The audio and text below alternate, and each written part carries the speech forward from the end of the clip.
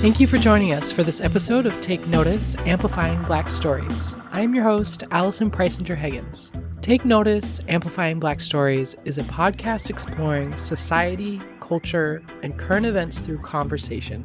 We aspire to create an open, respectful, and equitable space where guests may feel free to share their truth and lived experiences. Our core values are rooted in community, connection, and personal development. Stories help us learn, relate, and grow. We are here to listen, to take notice. Thank you for being with us. I would like to acknowledge the land on which this episode was created. I would like to show gratitude to the traditional ancestral land of the Coast Salish people, including the Duwamish people past and present, recognizing that these names are not the original names of the people of these areas. I encourage listeners to research the land on which you live and are listening right now. Recognizing this is just the beginning. The more you explore, challenge, and learn, the more questions may arise, but this is how we grow and connect. Welcome. Thank you for being with us. This is the last interview episode of 2022. We will be taking a break during the holidays, but there will be one more episode next week. So stay tuned for that. And it's a great time to catch up on previous episodes from this season or past seasons and connect with those guests that we've had the honor to interview. In this episode of Take Notice, we welcome Jawan Harris, and he discusses his family's move from New Orleans to Seattle, being interested in business at a really young age, and how his work is helping small businesses in his community. Born and raised in Seattle's South End, Jawan Harris began his journey of business ownership as a response to the city's ballooning gentrification and economic displacement of its communities of color. King's Dream Business Consulting, philosophically inspired by Dr. Martin Luther King Jr. and Seattle's King County, was established during the height of the COVID-19 pandemic to provide small businesses across the country with technical business expertise at an affordable rate to serve the underserved. He also discusses other projects that he's a part of and some big contracts that he's had recently. Thank you for being here, and please enjoy this episode with Jawan Harris. So, Jawan, thank you for joining me on Take Notice. I appreciate your time today. How are you doing? Doing pretty well. It's been a good week. It's been a good month, but I'm doing pretty well. Thank you. Good. Yeah. Yeah. I know it's already the middle of September as we're recording. So I don't know how that happened, but yes. Well, thank you for joining me. One of my first questions that I like to hear where people grew up and who they were surrounded by. But right now, you're in Seattle. Is that right? That's right. That's same here. So we're not far at all. That's awesome. Did you grow up in Seattle or somewhere else? I did. So I say first generation Seattle. So my family relocated from New Orleans when I was very young. So I was born here. I was born and raised here in the South End, actually, in Skyway, which is where my family first moved when we moved to New Orleans, was Skyway. Back when Skyway was still considered, it was still a mostly white neighborhood. So it's funny that that's just the natural shift of culture. But that is where we moved to, and we've been in Skyway pretty much ever since. Skyway in South Seattle. Okay, nice. Yeah, I grew up north of Seattle, so I wasn't as familiar with all the different neighborhoods when I was growing up, but we're in the Delridge area now. Skyway is it near Burien, or is it, is that right? Yeah, Skyway is near Burien in what is considered the unincorporated areas of King County. So Burien Urban Center specifically. Yeah. East Federal Way, East Renton maybe. So yeah, we're out there. We're closer to Renton than anything. That makes sense. Okay, nice. Yeah, I'm trying to picture all the map in my head. So what moved you all from New Orleans to Seattle when you did? So my whole immediate family lives here. They all followed each other one after the other because of, my great-grandmother actually passed here. She was visiting one of her kids and passed while she was here.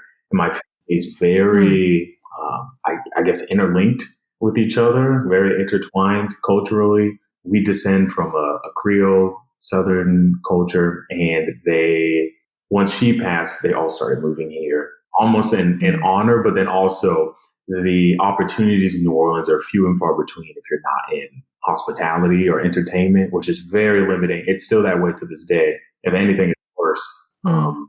So yeah, moving to Seattle was a strategic move. And I actually saw that one of the largest migrations from New Orleans was Seattle, and I think one other place on the West Coast. But a lot of people from Louisiana went to either Seattle or like California. Oh, okay. That makes sense. Yeah.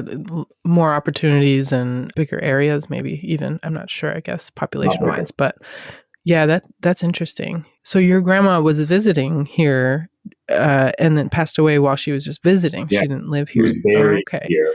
Wow. In Islands, in Renton. And that's still the area we're in. That's actually kind of funny to think about. Yeah.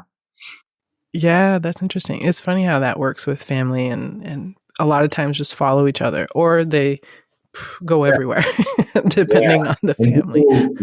We go where the matriarch is.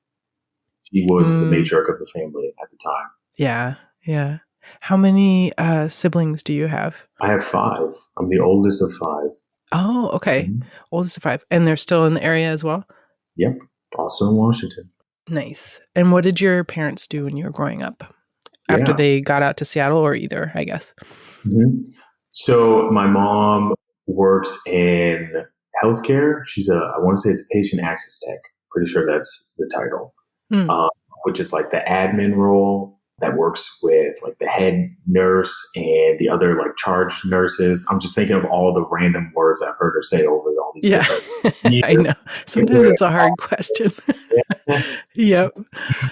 My mom was a superhero. So that's what she did. And my dad, very polar opposite. And maybe that's where the attraction is. I don't know. Was always in gangs, always a criminal, like career, negative influence in pretty much every way that you could be a negative influence. Oh, wow. Yeah.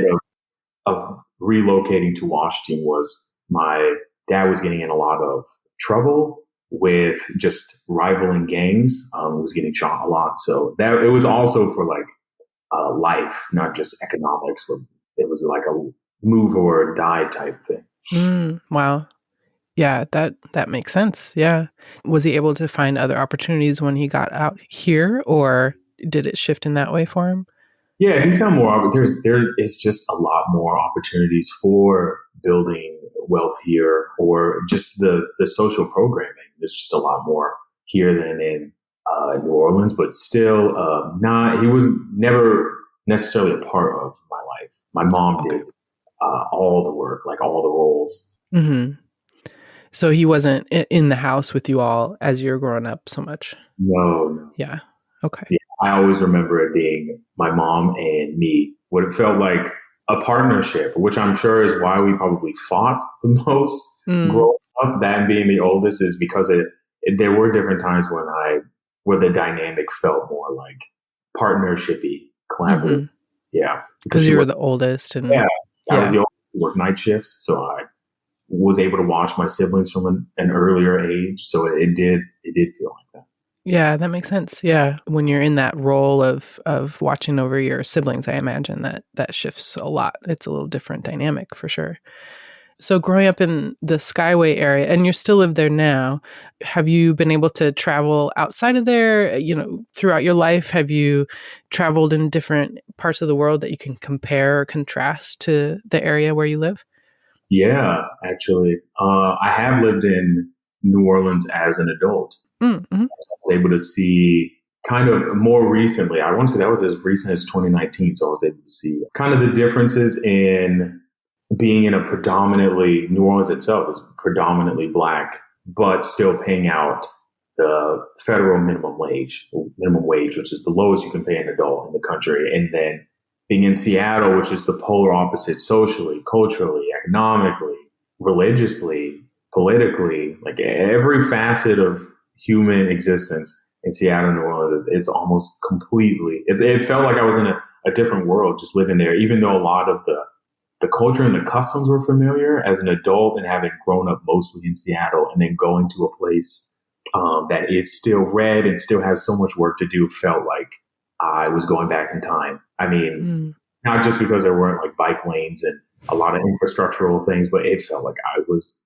legitimately going back in time. That's interesting. Yeah, I have been to New Orleans, but only to the just for like a week. I was at a conference, and then in that French Quarter area, Yeah. and maybe Mid City a little bit. Other than that, I don't know much about the area. What area were you in when you lived there Yeah. as an adult? I was in the French Quarter, the CBD, like the business core area when I was living down there. And it is a lot of, I mean, New Orleans is a lot of fun. It's fun to play, not to stay, because it's just hard to get up in New Orleans if you're not in hospitality, entertainment. Similarly, but completely different. I lived on the coast of Washington for about a year ago, for about a year.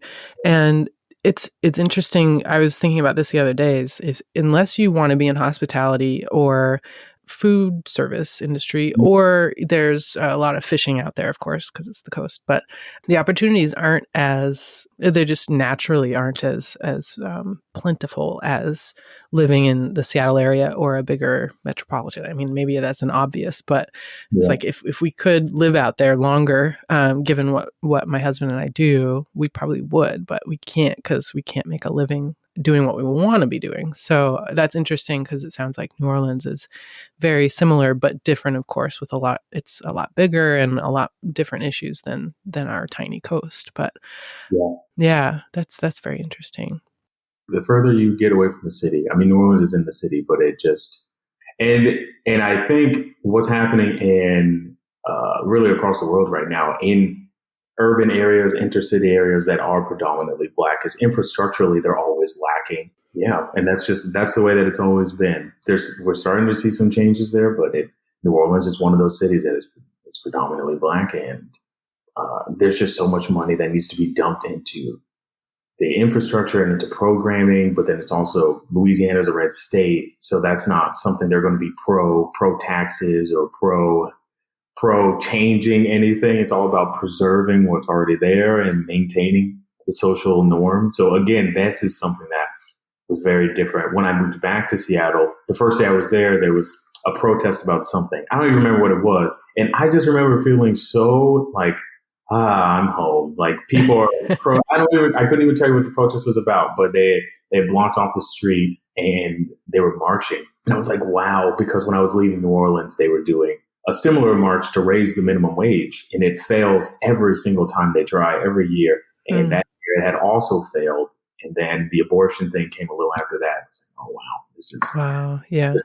different. So then I realized that Seattle is a bubble, like many places, but Seattle is a bubble. Like it will make you believe that even with the bad or the negative or the ugly sides of Seattle, that Seattle isn't as far off or as progressive as it is. There's so much progress that's been done in Seattle because of the culture of Seattle and of the Pacific Northwest and the area that you don't see in a lot of places, especially in the South. It's just so much more progressive and open to changing itself, even if the consequence of that is sometimes performative. Seattle is just far more open to change. So yeah.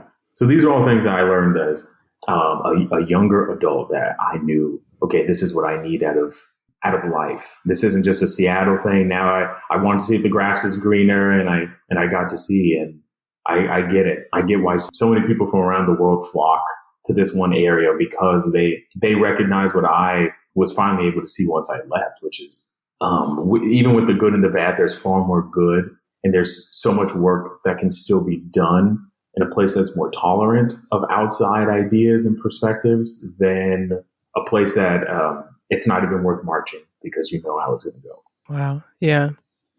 That's a really good point, because I think having lived here for so long, a lot of, myself included, a lot of people don't realize that and forget that. I'll just speak for myself. Like it can be easy to get stuck in like, oh, we have so much to do. And I mean, because we still do. And at the same time, not realizing how far forward we are compared to some other spots in the country or around the world, and to kind of stop and appreciate that and continue to do the work that is needed, but to appreciate that, because that would be a frustrating to be that far off from, even more far off from improvements and progress. I imagine. Yeah. Wow. Yeah. That's a great point. So when you moved back from New Orleans, you moved back to the Skyway area, and then what have you been up to since then? Since then, so when I was in New Orleans, I was also going to school. I went to school for retail management, military university. Actually, it was called American Military University, which was nothing but military members, service members, and their dependents. So that was really, I liked that. Actually, I thought it was really cool.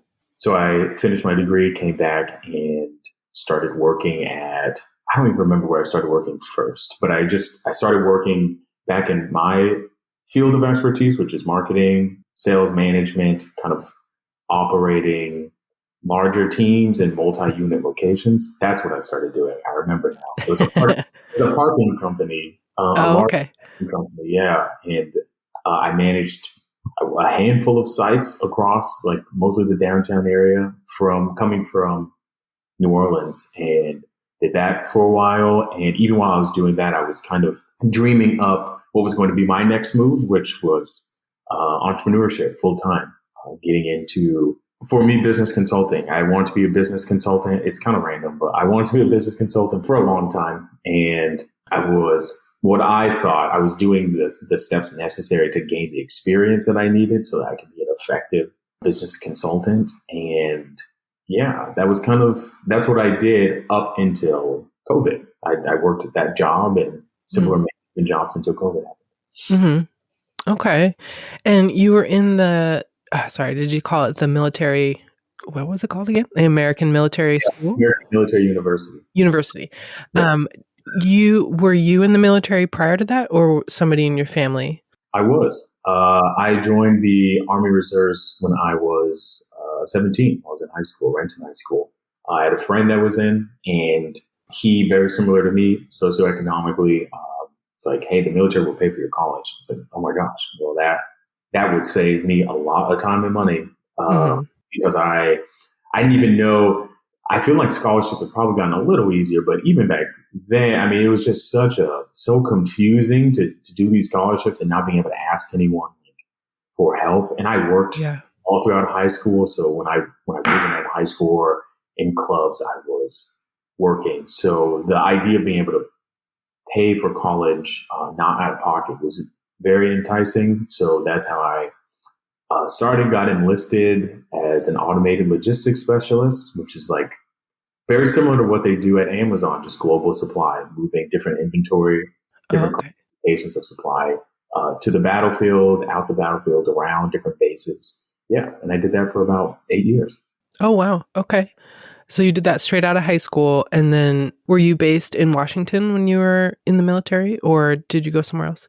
Yeah. So based out of Washington, but we would have training missions and different deployments across the country.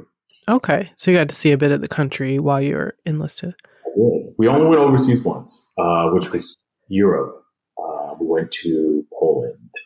Oh, wow. Something very similar to what's happening now. Actually, Russia was threatening to invade Poland at this time.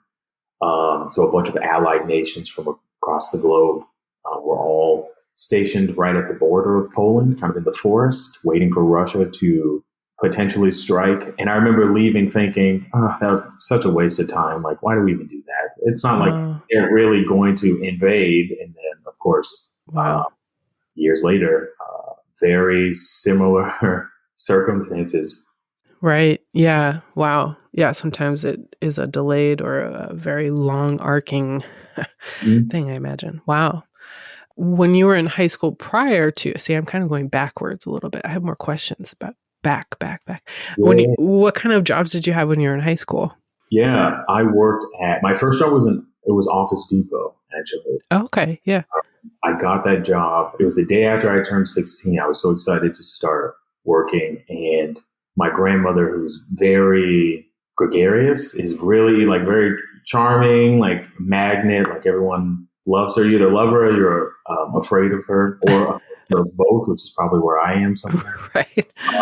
He built up like a friendship with the manager at the time. He was like, hey, if he wants a job, then, because I would go in and like help her hold stuff. I'd grab stuff. I think it was for like our family church. And then they hired me the day after I turned 16, and I loved Office Depot. Even though it was boring, like what it was, I loved being close to all the business stuff. Like I bought my first suitcase, and I had a bunch of different types of folder. I mean, even down to manila folders. Like I loved everything business. I had a bunch of different pens and staple, just random office supplies, and I would just acquire them over time while working there because I just thought it was so cool just to be a business professional was like my thing. Yeah. So you wanted to be a business entrepreneur since you started working, it sounds like. Do you know what the motivation or the inspiration was behind that? I couldn't tell you. Sometimes we're just given a certain set of skills and or the call, what have you, and you accept it because that's your skill and that's your passion, and you apply yourself more naturally to your passions, or you learn a new skill and kind of dive into that. But I started my first company when I was 9 or 8. It was 8 years old. Yeah. So I've always loved business, making money and helping people, but also making money. They're probably tied for each other, and business allows you to do both. Yes, absolutely. What was your business when you were 8 or 9? It was a little security guard company. There's a kid. It turned into a couple kids, but they would get picked on, bullied, harassed, etc. So they would pay me to be like their bodyguard. Because even back then I was a quieter kid. I was very respectful because I was quieter and didn't want to be targeted or spotlighted. But I did feel, because I was the oldest, I've felt like I was supposed to help people in my own way.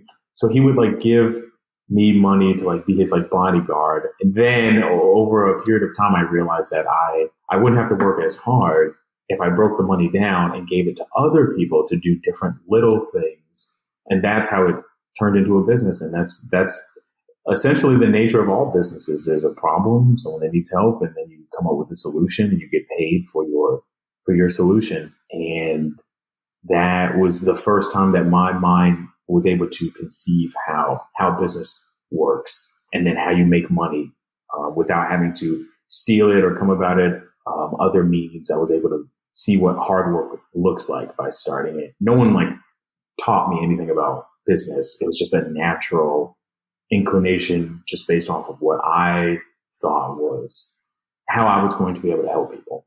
Wow. Yeah. Yeah, that's amazing. That's an awesome first business, especially at that young age.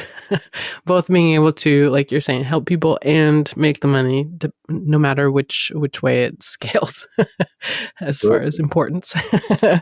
But that's pretty awesome. That's wonderful. Yeah, and an innate understanding of how business works at that young. It's awesome.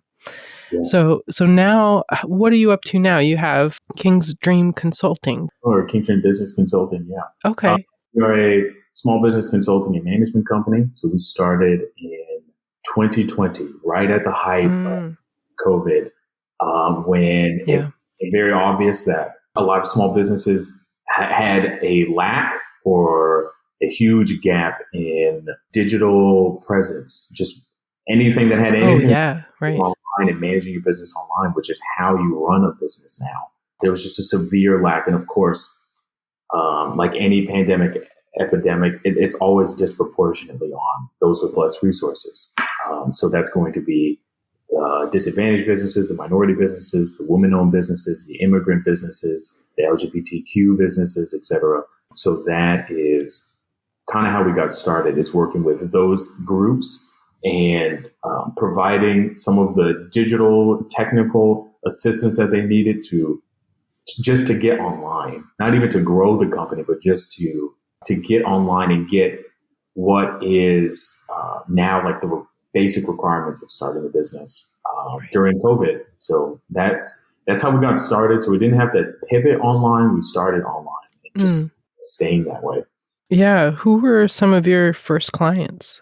My first client was actually someone that I met at Black Dot at a business networking event. Can't remember what the event was. Probably just a mastermind Monday. And we did a group activity, and I had to sit next to an older gentleman. I want to say he was in his 60s, 70s, Ethiopian man. English was probably his second or third language. And he fell into what has become kind of our ideal audience, where he had a business, but with COVID was bleeding money.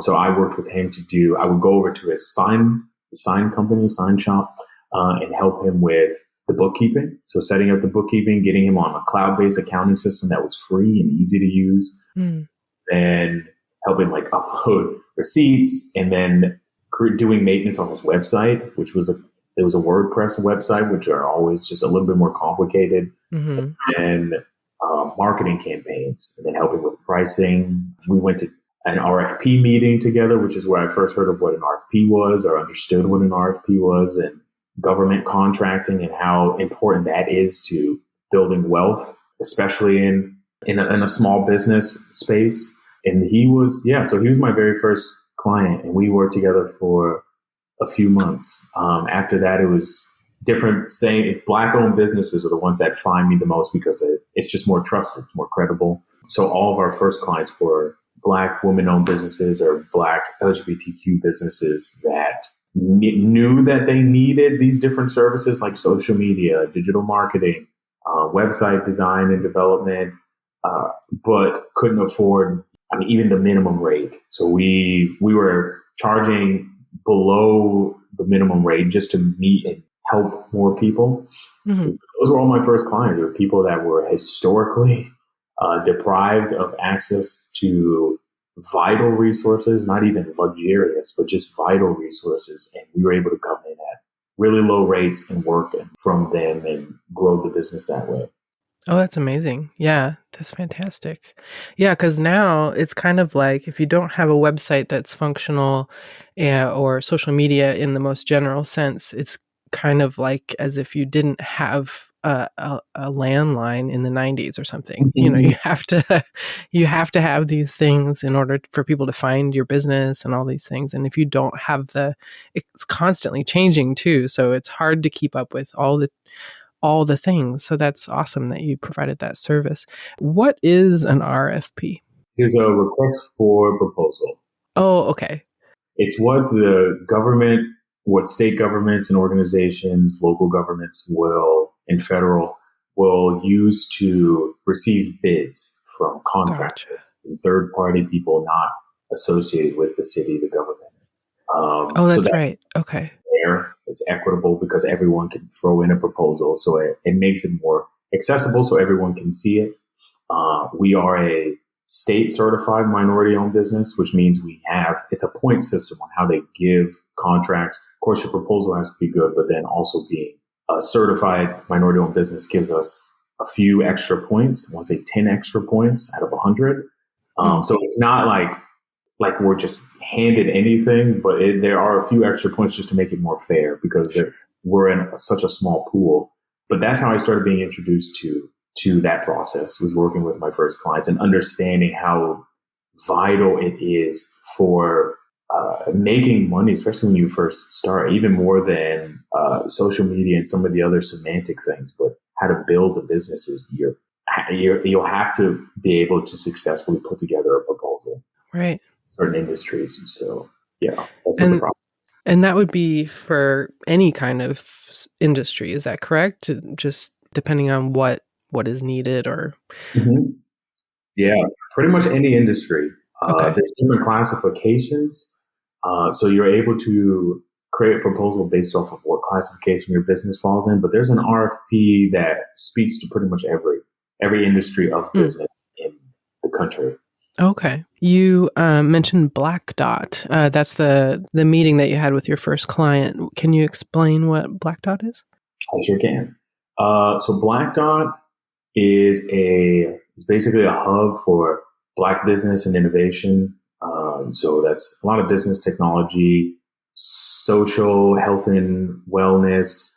They do a lot of programming. So they're mostly, from what I can tell, government funded, a nonprofit organization that receives grants and whatnots, and then uses that money to create programming that is that speaks to the Black community and for advancement of the Black community. So they also do a lot of networking events, and I happen to be at one of those networking events. I want to say his title is Director of Black Dot is Curtis Calhoun, who I met through, I think I was on their social media. I don't even know what I Googled to find out who they were. Not that they were new, they had been around for some years. But I got in contact with Curtis before I knew anything about Black Dot, and I just remember him being very welcoming. Even though I was a stranger and we met digitally, he was very welcoming and invited me to come. And if I wanted to even teach so I can educate people on the different things that I had learned. Yeah. So that was a really good connection to have early on. It's never too early to start networking. Yeah, that's a great point. Yeah, it sounds like an amazing foundation to have that connection.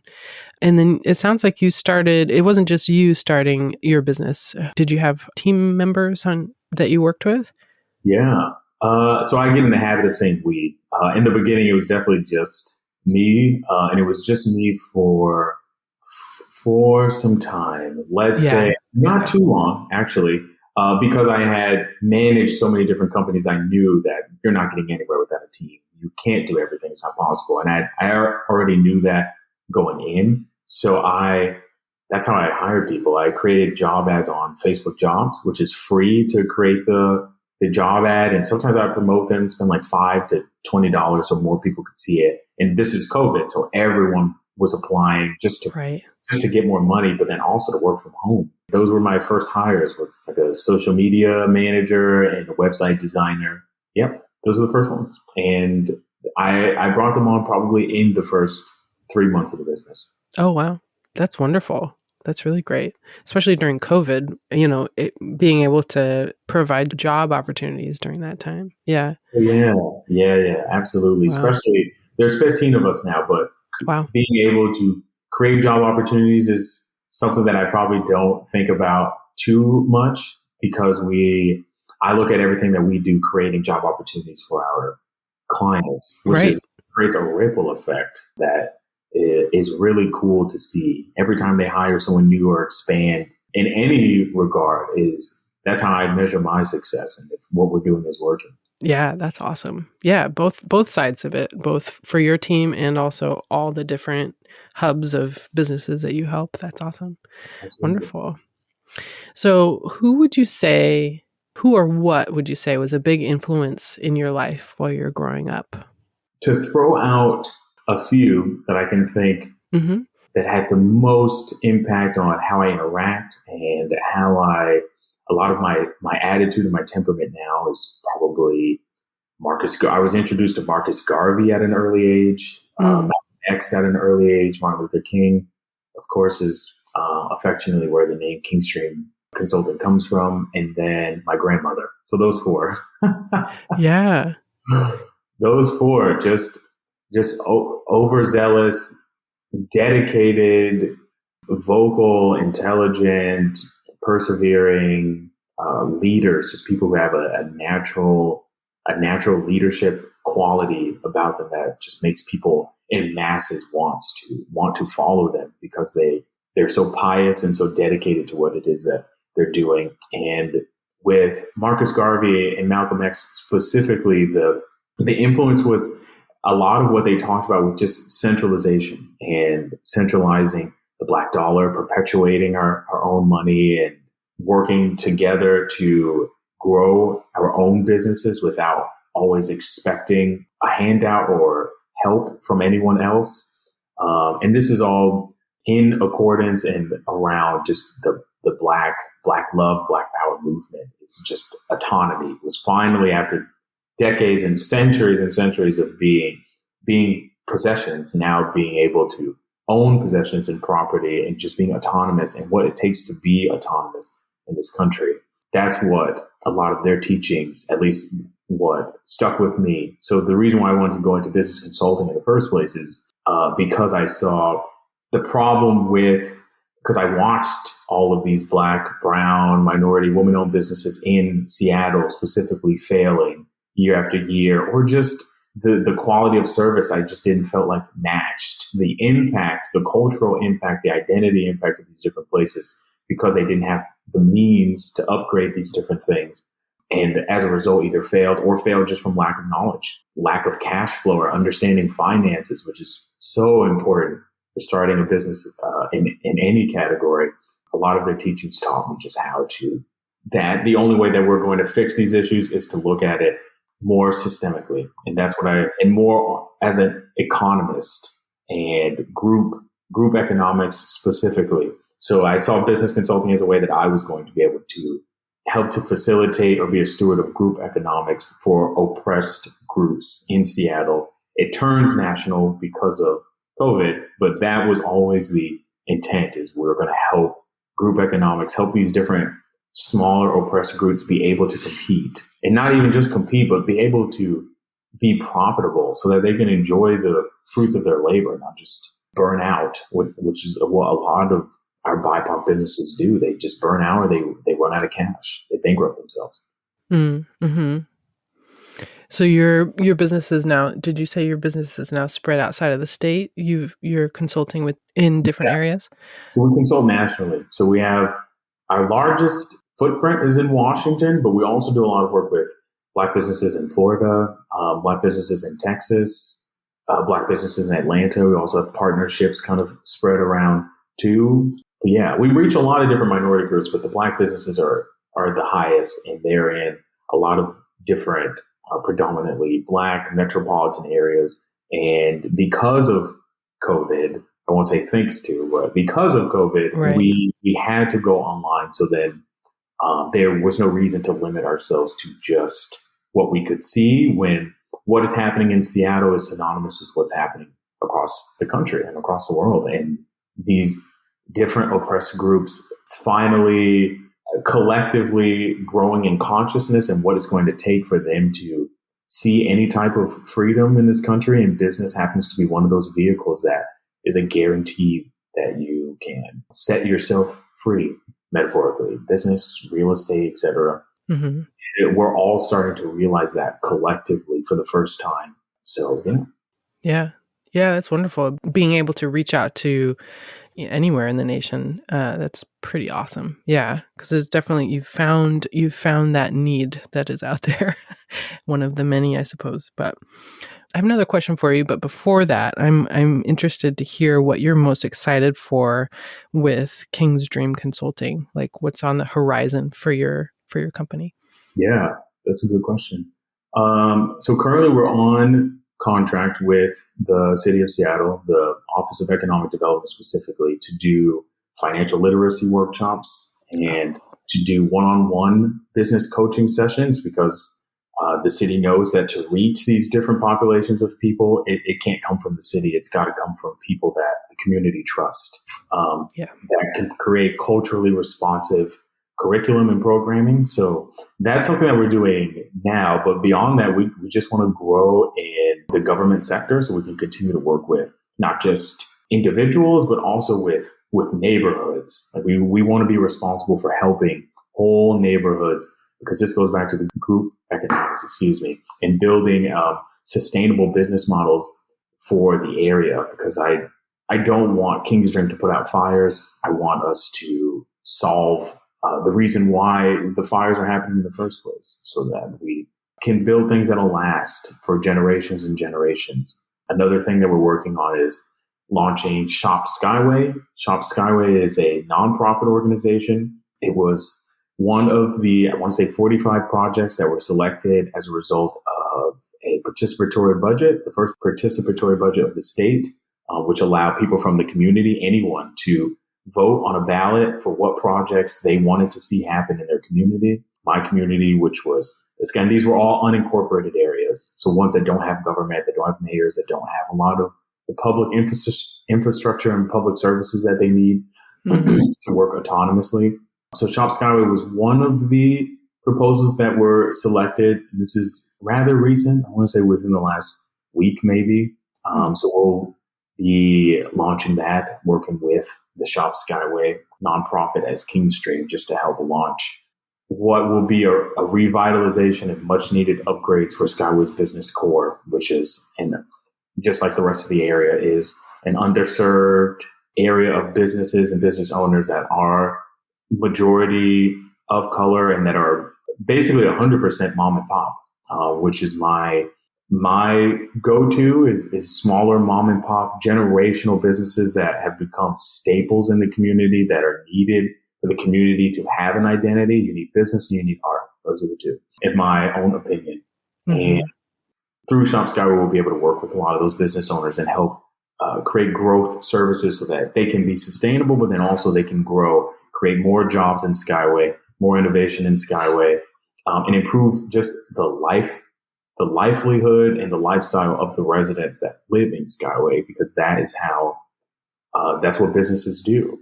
These businesses could fund their own social programming, and this is where the autonomy comes from. And they could also invest in their own needs so that we're not always waiting for a large call of action from the city or from the state or from the federal government to fix things that we can fix ourselves, that we understand ourselves. So that's probably one of the biggest projects on the horizon, other than the financial health workshops.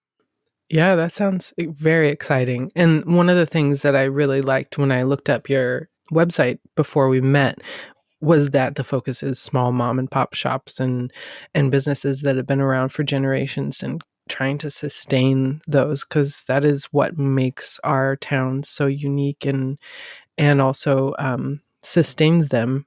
So that's wonderful that Shop Skyway is getting started. And how would Shop Skyway function differently than King's Dream Consulting? So what would be the separation there? Yeah. Well, Shop Skyway is a nonprofit, so that's a big part. Mm-hmm. So it'll be funded through this budgeting process, where they get those funds, it was through taxing the 2 dispensaries that are in Skyway. Oh, interesting. Dispensaries are a good thing. Yeah. Unpopular opinion. But through taxing them, just in the short time that those dispensaries have been there, these are small dispensaries. I mean, they're not even like these big, immaculate.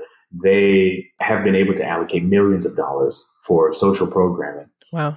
To improve the lives of people that live in these areas. So they're different because one will be funded through grants, through the state, through the city, through government. And Kingstream is just, will provide services. Sure. Nonprofit. But the nonprofit also will work collaboratively with other affinity groups. So different groups that already operate, that are already doing this type of work in Skyway, so that we're not coming in and then taking over, but working collaboratively to also help increase the capacity of these other organizations in Skyway that already exist. Mm-hmm. Wonderful. Yeah, that makes a lot of sense. Having the opportunity to have the funds from those dispensaries, I mean, it all seems like a win-win at this point, as far as that goes. My other question is, what moment or experience elevated you to where you are now? Is there something that pops into mind when you think of that? Yeah, probably. I mean, you never forget the first deal you have ever signed. But we did, I want to say it was last year. It had to have been. Last year we did social media for the mayoral race. So not exactly what Kingstream was started for. Yeah. Small business consulting and management firm. But we did social media for Mayor Bruce Harrell, actually. That was probably the moment that I saw how big business consulting and management could be for us and for our individual people, or our audience, because of some of the pillars of just economics that Bruce Harrell, as more of a centrist, stood for. So it spoke to some of those. Not that we have ever taken aside politically, but you got to go where the check is. But sure. We get to speak to small business growth and economics in a way that made sense for our clients. So that just, and because of all of the attention that received, that was probably a larger moment for us. And just having such a small team and doing so much work, it was around the clock because it's politics, so it sees so many more people, and the Twitter messages and keeping up with that was so just volatile. It was like a minefield. Like you can't say the right thing. This is also where I realized I don't want to do politics again. Under King's dream ever, I don't see it because it's too divisive, and I don't want to be divisive. Yeah. But yeah, that was a big one. And then working with the drivers union, which is the union of Uber and Lyft drivers or gig drivers here in Seattle. That is now, through the last legislative win that they just had, will be expanded to the state of Washington. But they are responsible for raising the minimum wage for the drivers and just their civil needs as wards of the city. And it's so important to have different modes of transportation. But through COVID, when a lot of the rates were being spiked, during the pandemic, the drivers weren't seeing that extra money. That was just going to Uber and Lyft as like a price gouging thing. Oh, wow. Yeah. Yeah. And just being unfairly, what they call deactivated. So being like fired, essentially. Unfairly, usually without merit or without evidence or justification. Most Uber and Lyft drivers, at least in Washington, are immigrants and are specifically African or Black immigrants as the largest group.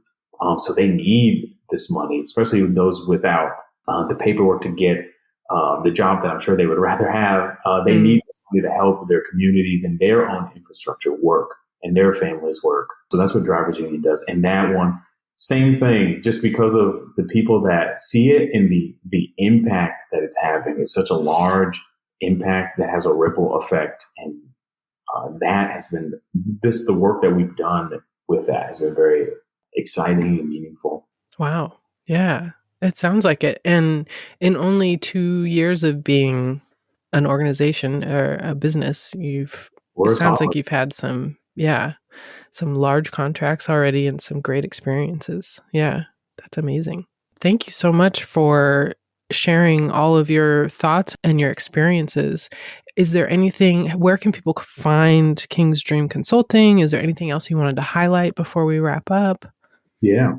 You can find King's Dream Consulting at King's Dream Consulting on pretty much all platforms. Shop Skyway is at Shop Skyway 206. So those are the two handles where you can find us. It doesn't cost anything to give a like. To give a like and follow, even if the content's not for you, just share it and help out someone else. The goal is for us to just help facilitate freedom, financial freedom in America, which is our service area. So that's where you can find us. And final words, nothing. It's been a pleasure chatting with you and talking about some of these things, because there aren't too many spaces where you can stop and reflect on your journey so far, because it's a continuous journey. Business ownership or leading anything is more a journey of self-discovery than anything. So being able to sit and talk about it is needed. And I hope that people hear this and want to go out and start the thing that they've been sitting over and not waiting for the next pandemic before they start taking the risks that they need to be happy.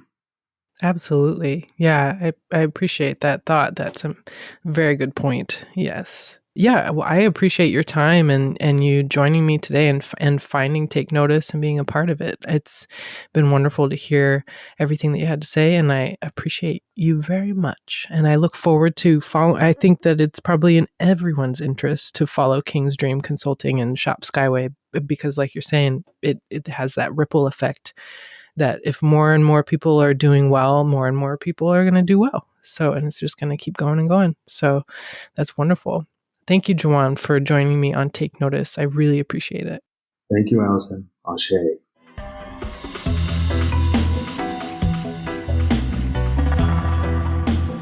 Thank you for joining us for Take Notice, Amplifying Black Stories. Connect with us on social media. We are at Take Notice Podcast. You can also find us at www.takenoticepodcast.org. And if you're interested in being a guest, please reach out. You can email us at takenoticepodcast@gmail.com. Take Notice, Amplifying Black Stories is produced, hosted, and edited by Allison Preisinger Higgins. Music by Version Big 5 featuring Darius Higgins. Thank you for being with us, and thank you for taking notice.